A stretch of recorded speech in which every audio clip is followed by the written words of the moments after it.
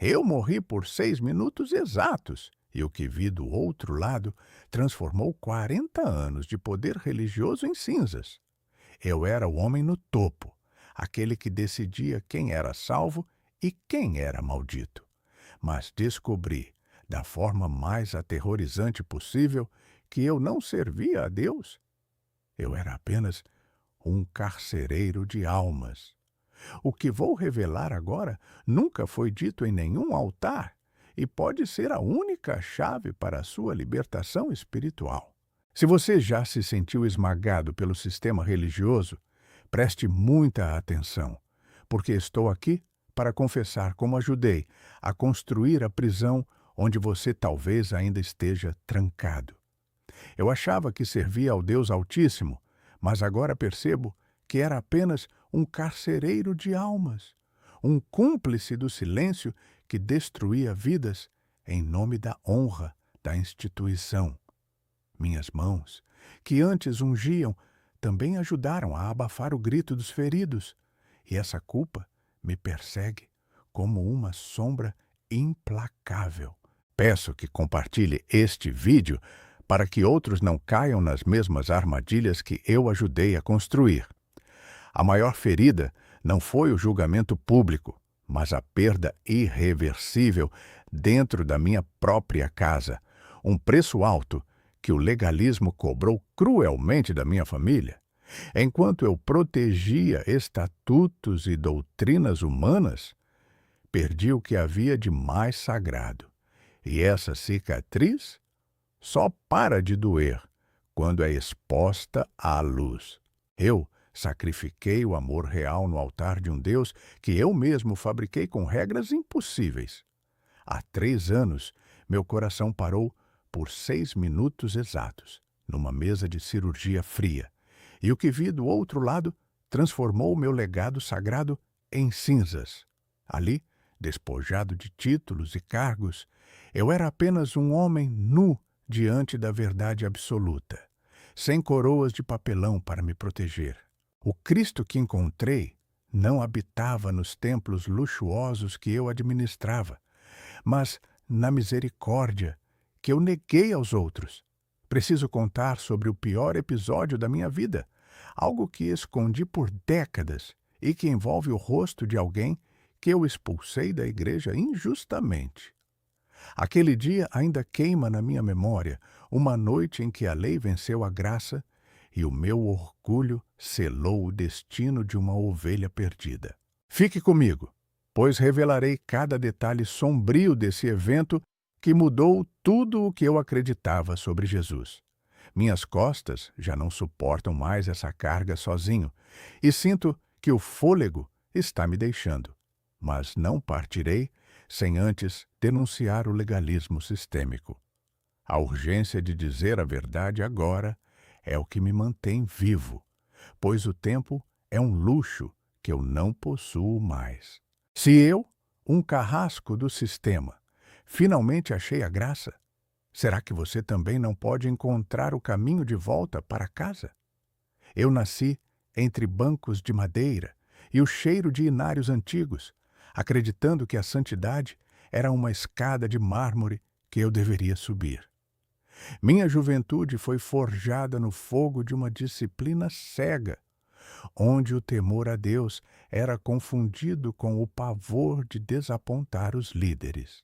Eu não via pessoas, via apenas soldados de uma milícia espiritual que não aceitava desertores ou qualquer tipo de fraqueza humana. No seminário, aprendi que a honra da instituição era o bem mais precioso, um altar onde o sofrimento individual deveria ser sacrificado sem qualquer hesitação. Fui treinado para blindar a obra contra escândalos, mesmo que isso significasse esmagar a verdade sob o peso de estatutos frios. Eu chamava aquilo de zelo sagrado, mas hoje sei que estava apenas construindo as grades da minha própria prisão invisível de orgulho. Lembro-me da primeira vez que ignorei o choro de uma mãe desesperada para proteger o nome de um obreiro influente. Minha consciência deu um estalo um lampejo de compaixão que logo abafei com versículos distorcidos sobre não tocar no ungido. Eu achava que estava sendo fiel a Deus, mas estava apenas endurecendo o meu coração contra a dor do próximo para manter o brilho das aparências institucionais. A aprovação dos meus pares era o combustível que alimentava minha cegueira espiritual, transformando minha arrogância em uma suposta autoridade divina inquestionável. Criamos um sistema onde a dúvida era pecado e a obediência cega era a única prova de salvação real. Quantas vezes você já sentiu que questionar o sistema era o mesmo que questionar o próprio Criador? Era exatamente esse o medo que eu semeava. Essa prisão invisível foi erguida tijolo por tijolo, com regras que eu mesmo ajudava a polir, enquanto a graça de Jesus ficava do lado de fora. Eu me tornei um perito em usar a Bíblia como uma arma de controle, nunca como um bálsamo para as feridas abertas. O sistema exigia perfeição externa e eu entregava julgamento cruel, acreditando piamente que estava limpando a eira do Senhor com mãos sujas. O endurecimento foi lento, mas letal, até que minha alma se tornou um deserto onde a misericórdia não conseguia mais germinar. Eu estava pronto para o meu primeiro grande erro, aquele que mancharia minhas mãos para sempre e que envolveria o rosto de uma jovem que confiou em mim. Você consegue imaginar o que acontece quando um homem cego, pelo poder, decide o destino eterno de uma alma inocente? Subir na hierarquia foi como escalar uma montanha de gelo, onde cada passo exigia que eu deixasse a humanidade para trás, em troca de um anel de ouro. Minhas promoções vinham manchadas por decisões que eu tomava em salas fechadas, onde o destino das ovelhas era tratado como simples estatística contábil. Eu me sentia poderoso naquele trono de papel, ignorando que a fundação era feita de areia e ossos. A linguagem burocrática se tornou meu escudo contra os gritos de socorro que chegavam à minha mesa de mogno. Aprendi a redigir memorandos que varriam escândalos para debaixo do tapete sagrado, chamando o pecado de problema administrativo ou ajuste ministerial.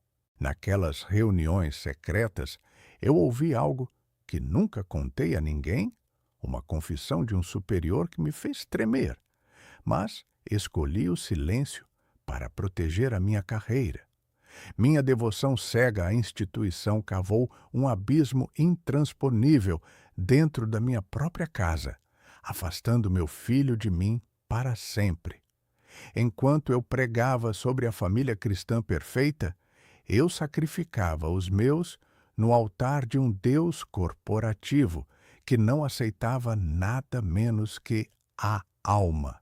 A cicatriz daquela ruptura parecia pequena na época, uma ferida de orgulho que eu acreditava que o tempo curaria com orações vazias.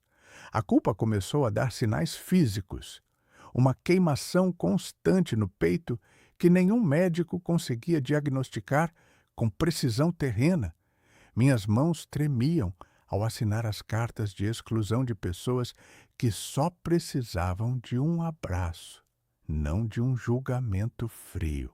Eu era um carrasco de terno e gravata, apodrecendo por dentro, enquanto o brilho dos refletores me apresentava como um exemplo de santidade para a multidão enganada. Aquela pequena ferida na minha consciência, negligenciada por décadas em nome do ministério, acabou se tornando uma infecção que contaminou toda a minha história. Eu via as ovelhas sendo tosquiadas e permanecia mudo, trocando o evangelho por um plano de previdência espiritual que me dava status e conforto. Como pude ser tão cego ao ponto de acreditar que Deus aprovava o meu silêncio diante de tanta injustiça institucional? O sistema exigia cumplicidade total, e eu entreguei cada gota do meu caráter para não perder o privilégio de ser chamado de Senhor. Estávamos em uma conferência de líderes quando o véu começou a rasgar para mim, através do olhar de uma vítima que eu mesmo ignorei. Você não imagina o que aquela mulher me disse antes de desaparecer. Um segredo que me atormenta até o dia de hoje. O olhar daquela mulher atravessou minha alma como uma lança de fogo, desmascarando toda a minha encenação religiosa. Eu não suportei o peso da verdade, e meu coração, cansado de fingir, simplesmente desistiu de bater no meio daquela conferência luxuosa. Caí no chão frio, cercado por títulos que não podiam me ressuscitar, sentindo a vida escorrer, enquanto o sistema que eu tanto defendi assistia a tudo impotente. Naqueles 6 minutos de escuridão absoluta, a luz que me encontrou não vinha dos altares dourados, mas de uma verdade que eu sempre tentei esconder. Eu estava nu, despojado de cargos, anéis e reverências vazias, sendo apenas um homem miserável diante da glória. Percebi, com um terror indescritível, que eu estava errado sobre quase tudo o que ensinei durante 40 anos de um ministério focado em regras. O Jesus que vi não habitava nos manuais de doutrina que eu usava para chicotear as ovelhas cansadas. Ele estava além dos muros que eu ajudei a construir, chorando com os que eu ignorei e abraçando os que eu chamei de malditos. Foi ali, naquele vácuo eterno, que entendi que a santidade não era uma escada de mármore, mas um chão de poeira onde a misericórdia floresce. Tentei entrar por uma porta que eu julgava ser minha por direito, mas ela era estreita demais para o meu orgulho institucional. Só consegui passar quando soltei cada pedra de arrogância que carreguei, aceitando que eu era o maior necessitado de graça naquela sala infinita. A engrenagem parou de girar, e o silêncio doloroso me revelou que a salvação nunca foi sobre a instituição, mas sobre ele. Lembrei-me da carta da minha filha, que eu queimei sem ler para não manchar minha reputação imaculada perante o conselho. O conteúdo daquela mensagem, agora gravado na minha mente pela luz divina, revelava que eu sacrifiquei o amor real por uma mentira organizada. Eu era um guia cego liderando outros para o abismo, e a lucidez daquela descoberta foi mais dolorosa que a própria morte física. Mas o choque final foi ver o rosto daquela jovem que eu expulsei injustamente naquela noite chuvosa de outono. Ela estava lá, sorrindo para o Cristo que eu dizia representar, enquanto eu, o juiz, era o estranho naquele banquete de amor. Eu a condenei à exclusão, mas o Senhor a recebeu com honras que eu nunca terei. Esse é o segredo que agora me obriga a falar. Quando finalmente abri a boca para vomitar a verdade, a mesa de mogno onde eu ditava sentenças foi virada com um estrondo que ecoou por toda a denominação. Perdi o prestígio, os convites para as grandes tribunas e o respeito falso daqueles que eu chamava de irmãos. O preço da minha honestidade tardia foi o apagamento imediato do meu nome das placas de bronze que eu mesmo ajudei a inaugurar solenemente. O silêncio que se seguiu foi ensurdecedor e cruel, pois meus antigos aliados me transformaram em um leproso espiritual da noite para o dia. Fui chamado de senil, traidor da fé e instrumento do inimigo por me recusar a proteger lobos. Eles não queriam a glória de Deus, Queriam manter a estrutura funcionando e o dízimo entrando, custasse o que custasse as ovelhas feridas que eu ajudei a tosquiar cruelmente. Tentei procurar meu filho, buscando uma reconciliação que o legalismo roubou de nós, mas encontrei apenas um olhar de gelo e mágoa. O dano que causei dentro de casa, em nome de um ministério que julgava sagrado, é um muro alto demais para as minhas pernas cansadas. Não há vitimismo aqui, apenas a dor seca de quem percebe que sacrificou o amor real por uma mentira institucional, organizada e estéril. Eu não fui vítima do sistema. Fui o arquiteto cruel que desenhou as grades e o carrasco que apertou as cordas. Usei a Bíblia para quebrar pessoas, distorci a graça para manter o controle e matei almas enquanto vestia o meu melhor terno de santidade. Confesso que ajudei a destruir vidas reais em nome de um Deus que fabriquei para satisfazer meu desejo de autoridade absoluta sobre todo o rebanho. Olho para os templos que construí e vejo apenas cemitérios de esperança, onde a presença de Deus foi trocada por burocracia. Os nomes das pessoas que esmaguei sob as botas da doutrina humana gritam no meu travesseiro todas as noites, sem descanso. Não me escondo mais atrás de falsas visões. Eu fiz tudo aquilo por soberba, pelo medo visceral de perder o meu lugar de destaque no topo da pirâmide institucional. Minha reputação está em ruínas e meu legado foi reduzido a este testemunho de um homem quebrado que nada tem a esconder. A mesa está virada. O poder se esvaiu e o que resta é apenas a verdade nua, terrível e libertadora. Eu estava errado, e o preço dessa descoberta é a solidão do meu fim, mas a paz da minha consciência despertada finalmente me permite olhar para o céu sem máscaras. Tenho 79 anos e sinto que o meu tempo na Terra está se esgotando como grãos de uma ampulheta quebrada. Mas não morro com medo, pois vi que Jesus é maior que qualquer placa de igreja ou estatuto de pureza que ajudei a redigir. Ele é a luz na fresta da cela onde o sistema te trancou, revelando que a porta para a liberdade sempre esteve aberta. Pare de tentar comprar o amor de Deus com sacrifícios que Ele nunca pediu para você carregar. A mesa de Cristo não tem cercas, nem exige cartão de membro ou registros de uma perfeição inexistente que só serve para alimentar o orgulho dos líderes.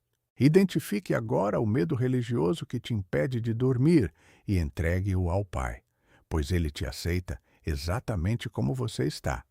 Se você foi ferido, não se cale mais, sob o pretexto de não tocar no ungido, pois o silêncio é o alimento dos lobos. Denuncie o abuso.